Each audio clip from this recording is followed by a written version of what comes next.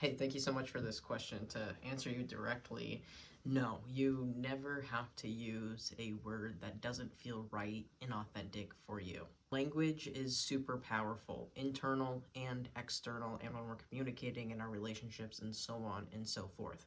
And we get to choose the language that feels empowering and authentic to us. It's all about giving ourselves the space to grow, because as we evolve, the language that we use for ourselves in our life tends to evolve as well.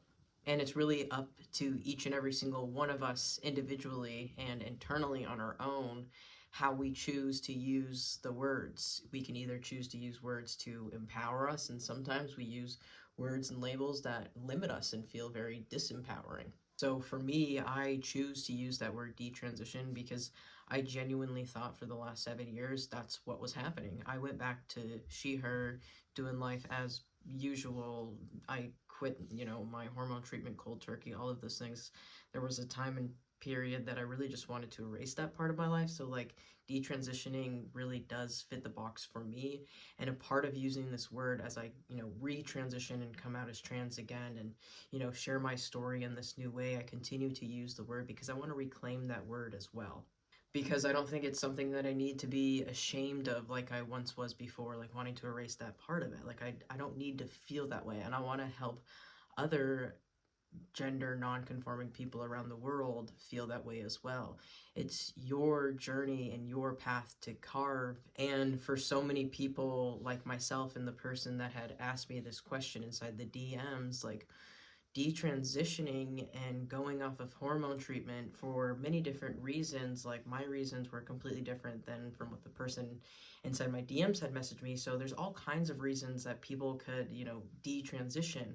But when a lot of us detransition, that doesn't mean that we're stopping being trans. It might be just like a step back or a break or, just time to heal or whatever it might be. There might be legitimate like medical reasons or circumstance reasons, but whatever it might be, many of us end up retransitioning later.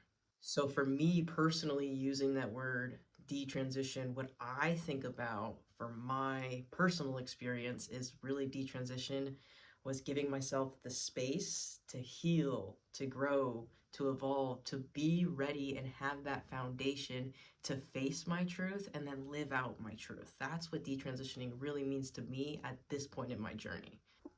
But that's not going to be true for each and every single one of us. So however you choose to use these words, not to use these words, is right for you, and nobody gets to make those decisions but yourself. So choose the language and choose the labels that feel right for you. And when I'm working with mindset clients, when I'm helping them work on their belief system, change their internal dialogue, their self-talk, stuff like that, I walk them through a very similar process that we go through as humans in the world, trying to find the labels that fit us. You have to try them on sometimes. So, at some point, detransitioning felt right for me. There was a part of my journey that detransitioning, that word and that label, didn't feel right for me. So I didn't use it for a point in time. And then it felt right for me again. So here I am using it again. So with labels and words, don't be afraid to try them on. And if it doesn't feel right, throw it out the bag and then try something new on. That's a part of life. Like change and evolution is inevitable, but personal growth is always a choice. So choosing the words is choosing your growth.